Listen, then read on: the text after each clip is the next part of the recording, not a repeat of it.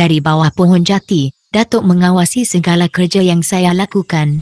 2-3 kali, Hoja Lisut merayu supaya saya memberhentikan menyiram air ke kepalanya.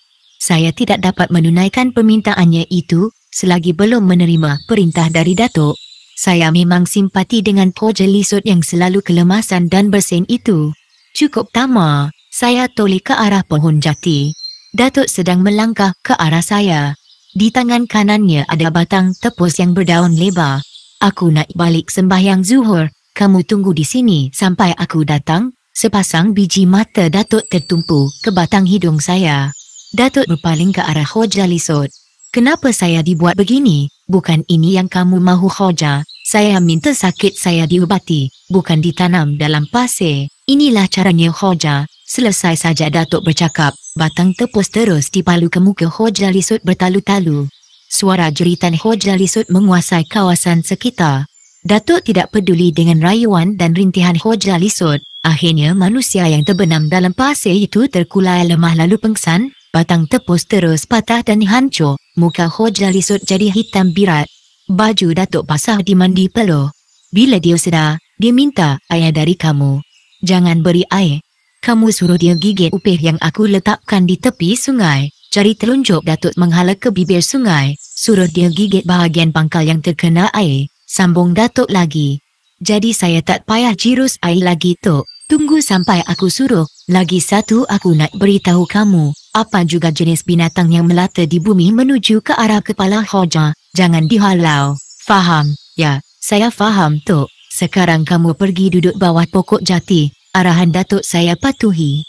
Dan Datuk pun meninggalkan saya dan Hoja Lisut di situ. Sebab saja batang tubuh Datuk hilang di balik rimbunan pepokok di situ, Hoja Lisut tersedar dari pengsan. Dia terus menjerit meminta air. Saya berlari ke gigi sungai mengambil upih. Saya hulurkan bahagian hujung upih yang basah ke mulut Hoja Lisut. Saya suruh dia gigit hujung upih. Dalam panas terik itu, saya rasa kulit muka seperti terbakar. Kepala Hoja Lisut bergerak ke kiri ke kanan. Lidahnya terjelir. Dia enggan menggigit hujung upih yang saya hulurkan kepadanya. Gigit, kata saya. Aku nak air, bukan itu, sahut Hoja Lisut. Saya terus menolak hujung upih ke mulutnya. Hoja Lisut tidak ada pilihan. Dia terpaksa gigit hujung upih yang sudah diresapi air sungai. 3 kali gigit, Hoja Lisut tersedar dan terus muntah. Saya lihat benda putih yang lekat pada lidahnya tertanggal sendiri. Jatuh atas permukaan pasir berkeping-keping. Kulit muka Hoja Lisut seperti udang kena bakar. Hoja Lisut pengsan kembali. Saya lari semula ke bawah pokok jati. Sebab saja saya duduk di akar jati, terdengar bunyi air sungai berkocap kuat. Macam ada sesuatu yang mahu timbul dari dasar sungai ke permukaan air. Saya bangun lalu merenung ke arah lubuk dan gigi sungai. 2-3 kali saya gosok kelopak mata. Saya seakan-akan tidak percaya dengan apa yang saya lihat. Seekor buaya menimbulkan dirinya di permukaan lubuk dan berenang ke tepian. Buaya itu merangkak atas pasir landai, renung kiri kanan mengawasi diri dari musuh. Saya yakin kemunculan buaya dari lubuk tersebut adalah untuk menjemur diri di pantai, mungkin juga untuk bertelur. Memang, sejak saya melihat bentuk kawasan berpasir di selekoh sungai itu, hati saya sudah berkata yang kawasan itu memang menjadi kegemaran buaya berjemur atau bertelur. Hal ini dikuatkan lagi dengan adanya sebuah lubuk di depan kawasan berpasir atau boleh juga disebut sebagai kawasan pantai sungai. Saya menggigit jari. Buaya yang merangkak itu tidak mengubah haluan. Tetap menghala ke arah Hoja Lisut yang terkulai pengsan. Buaya itu pasti mengamuk bila mendapati kawasannya diceroboh oleh manusia. Hati kecil saya terus berdoa, Tuhan, kau selamatkan manusia yang bernama Hoja Lisut dari korban buaya. Si malang itu berada di situ kerana berubat. Allah yang Maha Besar, selamatkanlah Hoja Lisut. Dia sudah insaf dan menyesali perbuatannya yang lalu. Doa saya bagai tidak diperkenankan oleh Tuhan. Buaya itu terus merangkak mengheret tubuh ke arah kepala Hoja Lisut yang tersembul di permukaan pasir. Dalam debar bersama cemas itu, saya pejamkan mata. Dan saya bayangkan dalam tempurung kepala saya begini. Buaya yang marah itu mengelilingi kepala Hoja Lisut beberapa kali. Buaya itu mengangkat dan menggerakkan ekornya. Dan sekali libas, Kepala Hoja Lisut terpisah dari badan, bergulik macam buah kelapa gugur. Darah membuat-buat keluar dari sebahagian batang leher yang masih berada dalam pasir. Buaya itu terus menggoncang kepala Hoja Lisut ke gigi sungai. Titisan darah memanjang di pasir. Perlahan-lahan buaya itu menenggelamkan tubuhnya di permukaan air sungai lalu membawa kepala Hoja Lisut ke dasar lubuk yang airnya bergerak tenang. Beberapa saat kemudian buaya itu muncul lagi lalu menjulang tinggi kepala Hoja Lisut di permukaan lubuk. Tama, saya segera membuka mata. Hoja Lisut menggerakkan kepalanya ke kiri ke kanan. Buaya yang hanya berada dalam jarak beberapa kaki saja dari kepalanya terus membukakan mulut dengan luas. Giginya yang besar jelas kelihatan. "Tolong aku, Tama," jeritan Hoja Lisut kian lantang. Saya jadi serba salah. Terfikir juga oleh saya untuk menjerit. Tetapi, mana mungkin Datuk dapat mendengar jeritan saya. Lagipun, kalau buaya itu terkejut, kemungkinan besar bertindak balas lebih pantas untuk mematahkan kepala Hoja Lisut. "Tolong aku, Tama. Aku tak mahu mati dalam mulut buaya ni," pekik Hoja Lisut. Sepasang biji matanya terlihat menyorot ke arah mulut buaya yang ternganga. Saya lihat buaya itu berhenti merangkak. Agaknya, terkejut dengan kelantangan suara Hoja Lisut. Rasa kasihan dan belas terhadap Hoja Lisut mula berbunga dalam hati. Timbul hasrat untuk mengusir buaya tersebut. Tanpa sedar, sepotong kayu sudah berada dalam tangan saya. Di saat saya mahu melontarkan kayu ke arah buaya, wajah Datuk terbayang dalam ingatan. Serentak dengan itu terngiang-ngiang suara Datuk menyentuh gegendang telinga saya. Saya segera membatalkan hasrat hati untuk menghala buaya di dada pasir. Kayu di tangan segera saya lepaskan. Peluh terus mengalir di pipi dan di dahi. Apakah yang perlu saya lakukan sekarang? Ternyata saya tidak dapat berbuat apa-apa. Saya hanya pasrah kepada Allah saja. Hoja Lisut berusaha berhempas pulas mahu mengeluarkan tubuhnya yang tertanam dalam pasir. Saya mengedutkan dahi melihat daya usaha seorang kenalan di saat-saat menghadapi bahaya. Saya segera terfikir mana mungkin Hoja Lisut dapat mengeluarkan tubuh yang terbenam separas leher di perut pasir. Pasir sekeliling lehernya nampak bermanit dan bercahaya akibat sinaran matahari yang kian terik. Saya yakin sesiapa yang memijak pasir ketika itu tanpa sepatu akan menjerit kepanasan. "Tolong aku, Tama." Suara Hoja Lisut amat lemah dan untuk kesekian kalinya dia terkulai pengsan. Saya tetap macam tadi, masih terpaku di bawah pokok jati. Panas terik membuat tekak terasa amat kering sekali. "Maafkan saya, Pak Cik Hoja," itu yang berkocap dalam diri. Sepasang anak mata, saya arahkan ke lubuk tempat buaya berendam. Air di permukaan lubuk kelihatan tenang. Kicau burung di hujung dahan rancak berbunyi. Saya alihkan pandangan ke arah Hoja Lisut. Kasihan, dia masih terkulai pengsan. Peluh terus memercik di muka dan seluruh badan. Angin yang bertiup tidak dapat memberikan kedinginan ke seluruh tubuh. Dan buaya yang di dada pasir terus merangkak. Sebab saja muncungnya mahu mencecah rambut Hoja Lisut, buaya itu berhenti merangkak.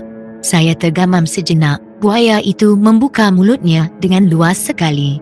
Batang giginya jelas kelihatan dan pada saat itu juga, saya terlihat lalat langau menghurungi mulut buaya di tengah panas yang terik. Andainya, buaya itu bergerak ke depan sedikit dan merapatkan muncungnya, sudah pasti seluruh kepala Hoja Lisut berada dalam rahangnya. Saya segera mencapai sepotong kayu yang berada di sebelah kaki kiri saya. Sekiranya buaya itu mematahkan kepala Hoja Lisut, saya akan meluru ke arahnya lalu menikam matanya dengan kayu yang ada di tangan saya. Syukur, itulah yang keluar dari mulut saya. Buaya mengubah haluan kedudukannya. Muncungnya yang terbuka dihalakan ke arah saya. Kemudian, mulutnya yang tengah segera dirapatkannya perlahan-lahan. Buaya itu mendekatkan badannya yang bersisik ke lubang hidung Hoja Lisut. Kalau dibiarkan lama-lama begitu, matilah Hoja Lisut kelemasan, fikir saya sambil mencari hala bagaimana mahu menghala buaya tersebut. Dalam saat saya berfikir, saya lihat buaya itu bergerak lagi. Kali ini, muncungnya yang diarahkan kepada saya berubah haluan, dihalukan ke tepi sungai. Dengan tiba-tiba saja buaya itu meluru ke lubuk macam ada sesuatu yang mengejarnya. Air sungai yang mengalir tenang terus berkocak dan bergelombang, sebab saja badan buaya menghempapnya. Buat beberapa saat buaya tersebut terkapar di permukaan sungai. Akhirnya perlahan-lahan menenggelamkan dirinya ke dasar lubuk. Air sungai yang bergelombang mula beransur tenang. Saya menarik nafas kelegaan. Buaya yang mengancam nyawa Hoja Lisut sudah pulang ke sarangnya. Semoga buaya itu tidak akan datang lagi. Begitulah harapan saya. Segera saya toleh ke arah Hoja Lisut. Ternyata dia baru sedar dari pengsan. 2-3 kali Hoja Lisut menggerakkan kepalanya. Saya lihat Hoja Lisut muntah. Dan muntah itu meresap ke dalam pasir. Dari jauh saya dapat melihat muntahnya berwarna putih bercampur kemerah-merahan. Macam nanah bercampur darah. Muntah itu berlanjutan hampir setengah jam.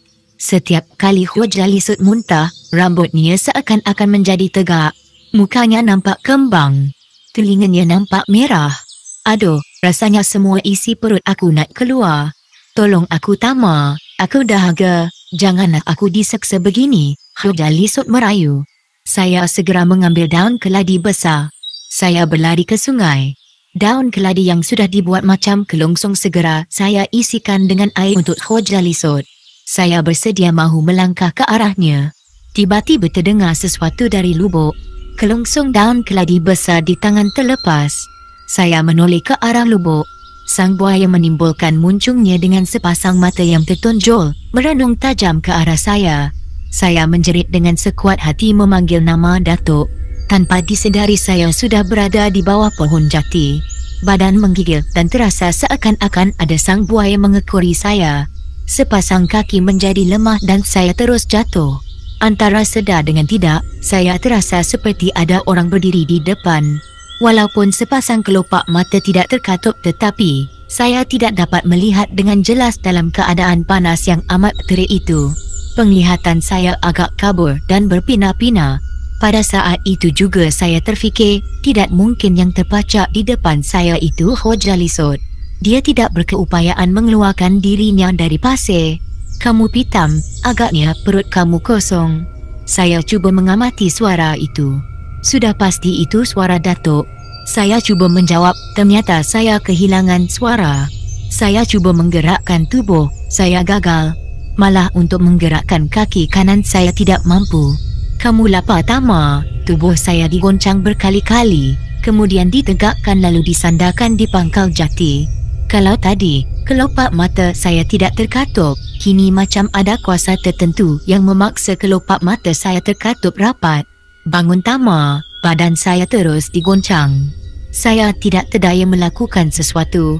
Anehnya, kicau burung dan suara Hoja Lisut yang berada di tengah panas dapat saya dengar dengan jelas. Untuk menjawab pertanyaan Datuk, saya tidak mampu. Kamu lemah semangat, kamu terkejut kerana terserempak dengan sesuatu yang tidak pernah kamu tengok sebelumnya. Cukup jelas suara Datuk. Apa yang dituturkannya itu memang benar. Saya tidak tahu bagaimana mahu menyatakan padanya. Mahu bersuara, suara tidak keluar. Mahu anggukkan kepala, batang leher jadi keras macam besi. Nah ini habuan kamu. Sebaik saja kata-kata itu berakhir, muka saya dirimbas dengan daun kayu dan dituruti dengan pukulan ranting kayu bertubi-tubi di belakang saya. Sakitnya terasa bukan kepalang.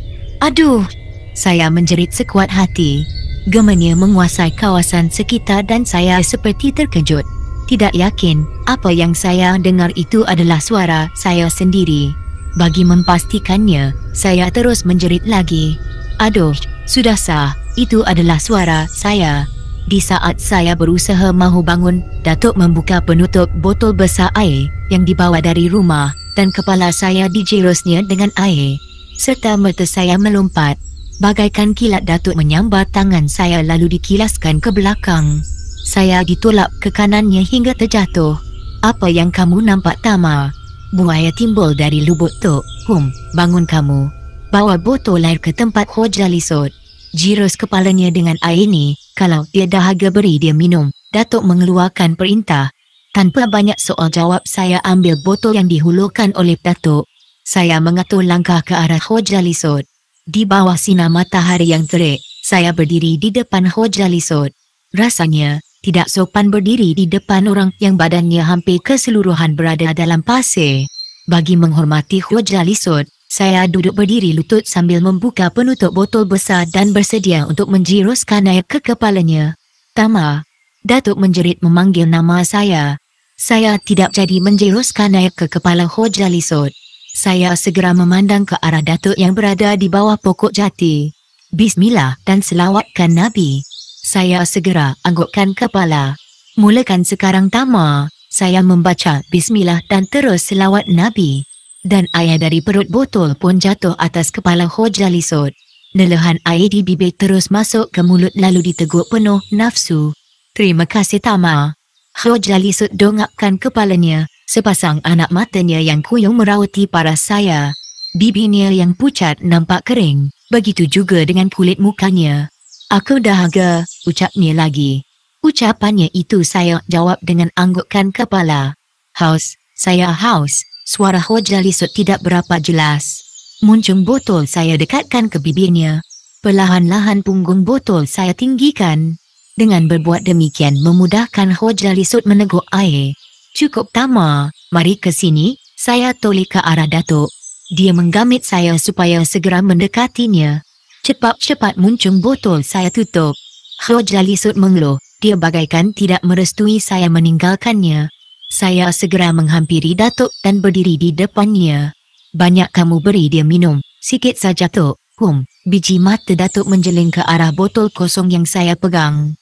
Botol kosong itu saya serahkan padanya. Datuk letakkan botol kosong di atas akar pohon jati.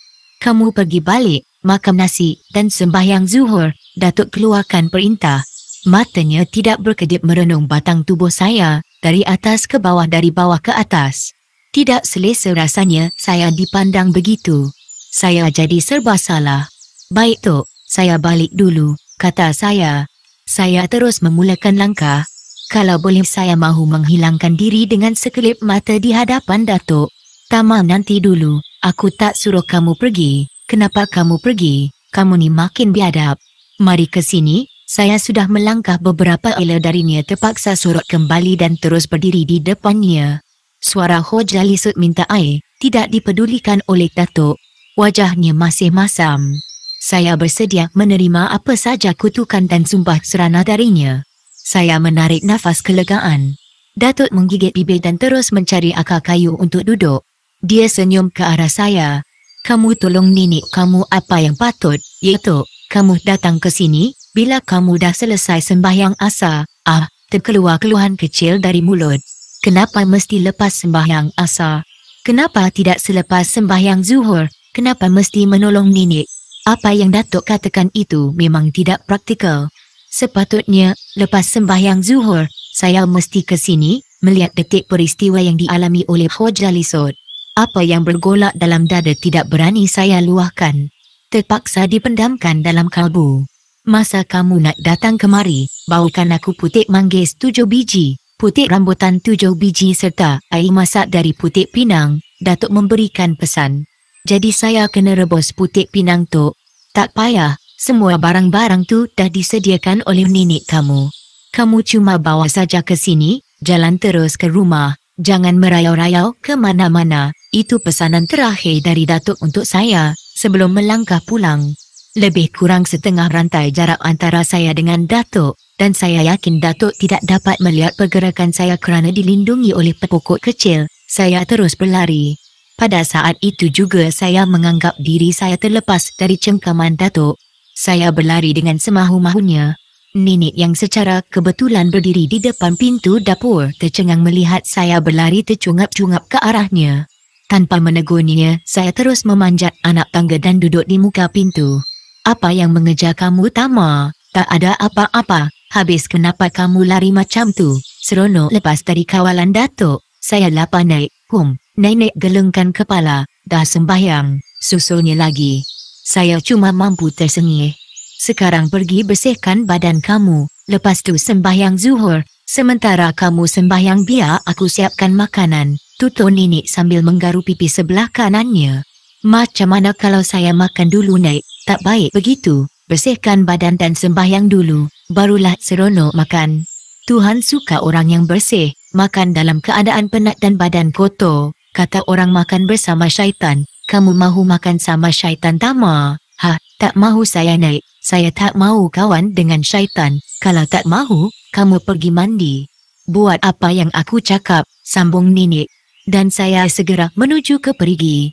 Cakap nenek memang tepat. Selesai menunaikan solat zuhur, saya dapat menikmati hidangan makanan tengah hari dengan selesa dan bernafsu sekali. Selesai makan saya tersandar di dinding merehatkan tubuh badan, tetapi kenikmatan itu hanya dapat saya rasai dalam waktu yang pendek. Lepas makan duduk bersandar, memang pantang besar bagi nenek. Kalau nak duduk tu, biarlah nasi jatuh ke perut dulu. Pergi jalan-jalan atau buat kerja ringan. Kamu tahu Tama, orang yang makan kenyang kemudian duduk tersandar, minta celaka diri. Apa artinya cakap nenek ni? Saya tak tahu, tanya saya. Minta papa ke dana, pemalas. Kalau diamalkan selalu, perut boroi dan buncit, sakit urat-urat perut mudah datang. Boleh jadi barah tahu, nanti perut kamu boleh meletup. Saya tak mahu perut saya meletup. Saya terus menjerit dan melompat, sekaligus melakukan senaman.